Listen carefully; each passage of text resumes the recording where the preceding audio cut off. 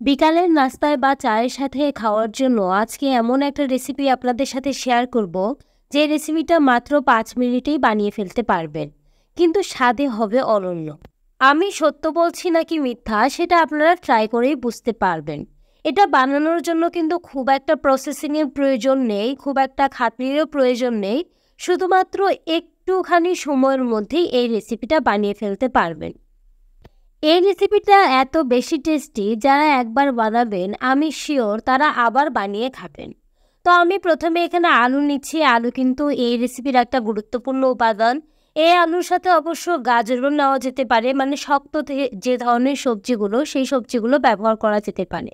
আলুগুলো আমি এটা দিয়ে কুড়ে নিচ্ছি, মানে একটু পাতলা পাতলা করে কুড়ে নিচ্ছি। এটার পরিবর্তে আপনারা বটিতেও এই কাজটা করে নিতে পারেন, অথবা চাকুতেও করে নিতে পারেন। এটা দিয়ে করলে খুব তাড়াতাড়ি হয়, তাই আমি এটা দিয়ে করছি। এরপর একটা গামলায় পানি নিয়ে সেই গামলার মধ্যে আমি আলুগুলোকে ছেড়ে দিচ্ছি। এই আলু থেকে কিন্তু একেবারে পানির অংশটা আমি বের করে ফেলবো, একেবারে চিপে চিপে এর মধ্যে থেকে পানি বের করব। অনেকটা ফেনার মতো হয়ে উঠেছে। এবার আলুগুলো চিপে চিপে আমি এখান থেকে পানিগুলো বের করে দিচ্ছি।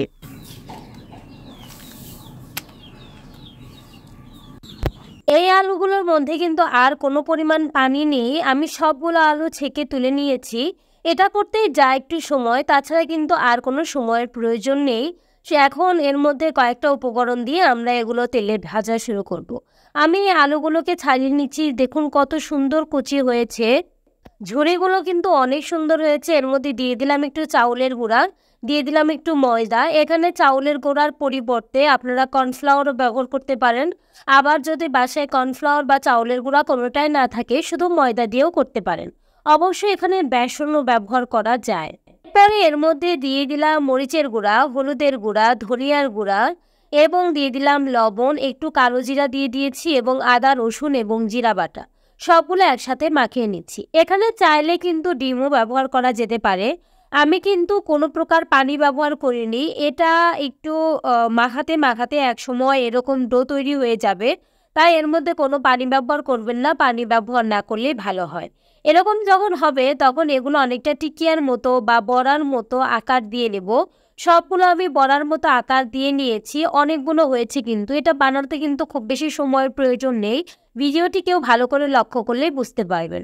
বাসায় চায়ের সাথে বা বিকালের নাস্তায় বাচ্চাদের জন্য এটা অত্যন্ত টেস্টি একটা রেসিপি। যারা ট্রাই করবেন তারা বুঝতে পারবেন। আমি সবগুলো এরকম বড়ার আকৃতি দিয়ে নিলাম। আপনারা চাইলে যে কোনো আকৃতিতেই ব্যবহার করতে পারেন। এগুলো দেখতে কিন্তু অনেক সুন্দর লাগছে। এগুলোর কিন্তু নির্দিষ্ট কোনো নাম নেই, এমনি বিকালের নাস্তা হিসেবে এটা চালিয়ে দেওয়া যায়।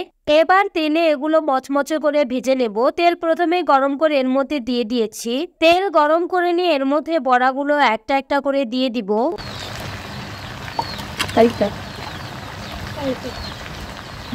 এগুলো কিন্তু মিডিয়াম থেকে লো আঁচে ভাজতে হবে, মানে একটু সময় নিয়ে ভাজতে হবে, যাতে ভেতর পর্যন্ত আলুগুলো সিদ্ধ হয়ে যায়।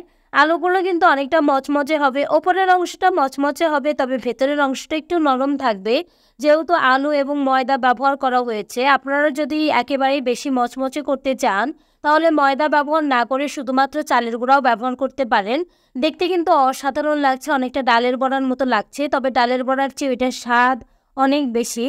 এগুলো আমি একটু কড়া করে ভেজে নিয়েছি এবং ভেজে নিয়ে তুলে নিলাম। ভালো করে তেল ছাড়িয়ে নিচ্ছি। দেখতে কিন্তু অনেক সুন্দর লাগছে এবং এটা খেতেও হয়েছিল অসাধারণ। আপনারা যদি বাসায় কেউ ট্রাই করেন তারা বুঝতে পারবেন। আপনারা যদি আরও ক্রিস্পি করতে চান তাহলে আলু বেশি না মাখিয়ে আলুর সাথে ময়দাগুলো একটুখানি মাখিয়ে এগুলো তেলে ছেড়ে দিতে পারেন। সেক্ষেত্রে ময়দাটা একটু তেলে ভাসবে আর কি। তাছাড়া ওগুলো আরও বেশি মচমচা হয় এগুলোর চেয়ে। এগুলোর ভেতরের দিকটা অনেকটা নরম থাকে, খেতে বেশি ভালো লাগে এটাই, ওটার চেয়ে ওটা বেশি মচমচে হয়ে যায়। ভিডিওটি দেখার জন্য ধন্যবাদ। ভিডিওটি যদি ভালো লেগে থাকে তাহলে অবশ্যই লাইক, কমেন্ট এবং সাবস্ক্রাইব করবেন। ভিডিওটি ভালো লেগে থাকলে শেয়ার করবেন। Thanks for watching.